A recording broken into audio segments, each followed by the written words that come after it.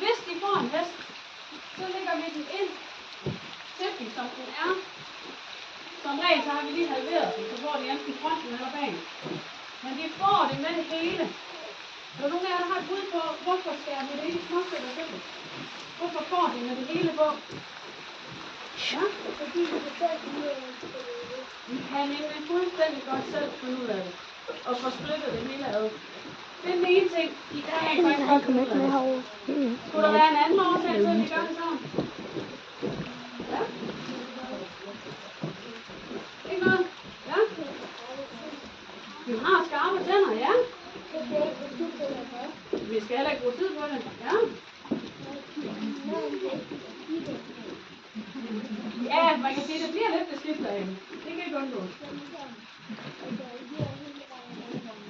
Ja? Man så været pindemål. Så grunden til,